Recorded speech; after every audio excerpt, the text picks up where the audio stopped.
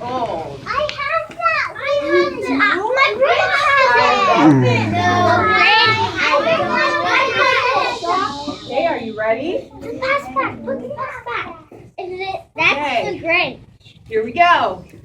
Listen carefully, because the Who's down in Whoville, or the Grinch, is going to learn something very important from those Who's. All right? Every Who down in Whoville liked Christmas a lot. But the Grinch, who lived just north of Whoville, did not. The Grinch hated Christmas, the whole Christmas season. Now, please don't ask why, because no one quite knows the reason. Oh. It could be his head wasn't screwed on just right. You know? I have to We'll move. find out, huh? It It's could all be the perhaps that his shoes were too tight.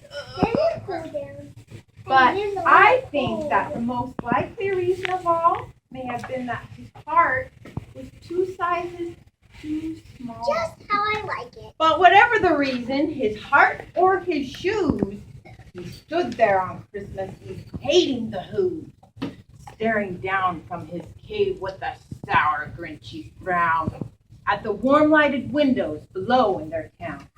For he knew every Who down in Whoville beneath was busy now hanging a mistletoe wreath. And they're hanging their stockings, he snarled with a sneer. Tomorrow is Christmas. It's practically here. And he growled with his Grinch fingers, nervously drumming. I must find some way to stop Christmas from coming. For tomorrow, he knew, all the Who girls and boys would wake bright and early. They'd rush for their toys. And then, oh, the noise, noise. That's one thing he hated. The noise. Then the Who's young and old would sit down to a feast. And they feast. They feast on Who pudding and rare Who roast beef, which was something the Grinch couldn't stand in the least.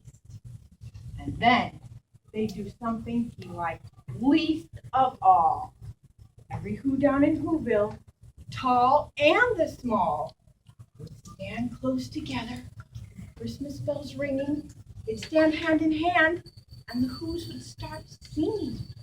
They'd sing, and they'd sing, and they'd sing. And the more the Grinch thought of this Who Christmas sing, the more the Grinch thought, I must stop this whole thing. Why, for 53 years, I've put up with it now. I must stop this Christmas from coming. But how? Then he got an idea. An awful idea. The Grinch got a wonderful, awful idea. I know just what to do. The Grinch laughed in his throat, and he made a quick Santa Claus hat and a coat. Then he chuckled and clucked. Woo, woo, see if we can get it on. What a great Grinchy trick. With this coat and this hat, I look just like St. Nick, kind of like you. All I need is a reindeer. The Grinch looked around, but since reindeer are scarce, there was none to be found. That stopped the old Grinch? No! The Grinch simply said, I can't find a reindeer. I'll make one instead. So he called his dog Max, and he took some red thread, and he tied a big horn on the top of his head. That looks like a reindeer. Mm-hmm. That's actually a dog. Then he loaded some bags and some old empty sacks on a ramshackle sleigh, and he hitched up old Max. Then the Grinch said, get up! And the sleigh started down toward the homes where the Who's made a sluice in their town. All their windows were dark. Quiet snow filled the air. All the Who's were all dreaming sweet dreams without care. When he came to the first little house on the square. This is stop number 1, the old Grinchy Claus hissed, and he climbed to the roof, empty bags in his fist. Then he slid down the chimney, a rather tight pinch, but if Santa could do it, then so could the Grinch. He got stuck only once for a moment or two and stuck his head out of the fireplace flue, where the little Who stockings all hung in a row. These stockings, he grinned, are the first things to go. Then he slithered and slunk with a smile most unpleasant around the whole room, and he took every present. Pop guns and bicycles, roller skates, drums, checkerboards, tricycles, popcorn, and plums. He stuffed all the presents in bags, and then he stuffed them up the chimney. Let's see. And then he slunk to the icebox. He took the Who's feast. He took the Who pudding. He took the roast beef. Cleaned out the icebox as quick as a flash. Why, that Grinch even took their last can of Who hash. He stuffed all the food up the chimney with glee. And now, grinned the Grinch, I will stuff up the tree. Grinch grabbed the tree and started to shove when he heard a small sound like the coo of a dove.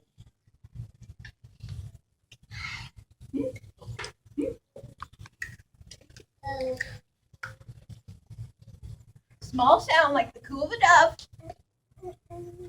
He turned around fast, and he saw a small Who.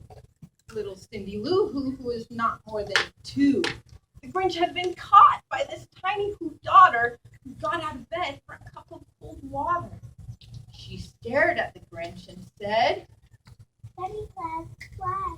Why are you taking me to the street? Why?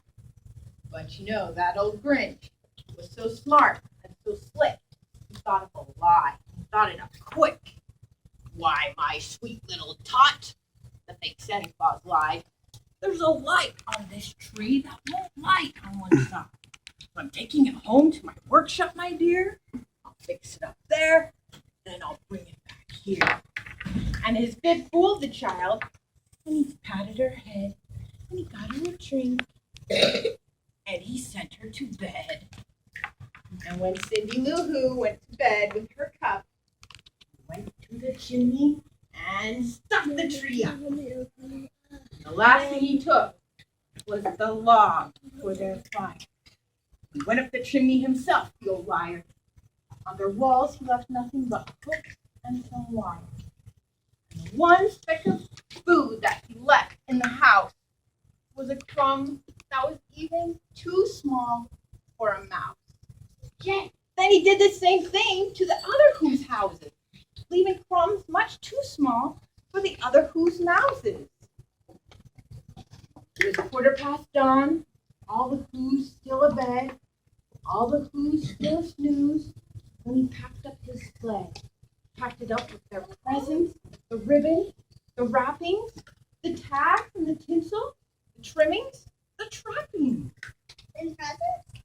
Yep, the presents too. 3,000 feet up the side of Mount Crumpet, he rode with his load to the tip-top to dump it. Pooh-pooh to the Who's, he was Grinchishly humming. They're finding out now that no Christmas is coming. They're just waking up, I know just what they'll do. Their mouths will hang open a minute or two. And then all the Who's will cry.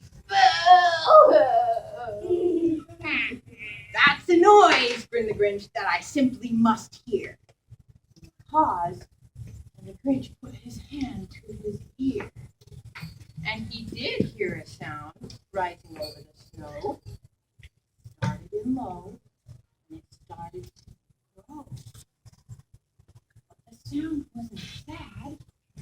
Why, this sound sounded merry.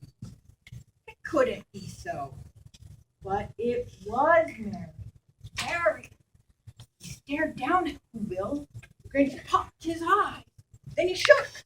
What he saw was a shocking surprise.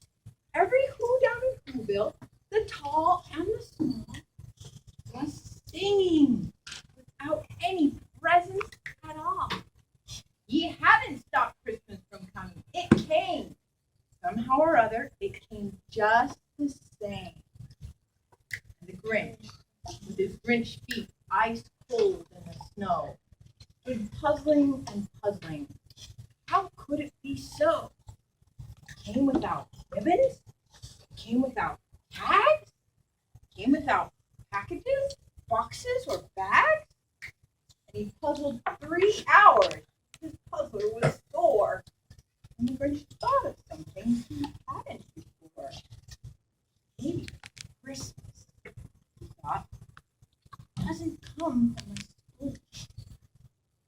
Maybe Christmas, perhaps, means a little bit more.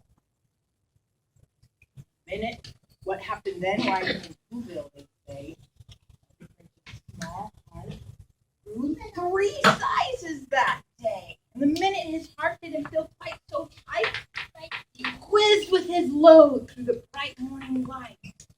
And he brought back the toys and the food for the feast. And he himself, the Grinch, carved the roast beef. The end. Now can we read the book?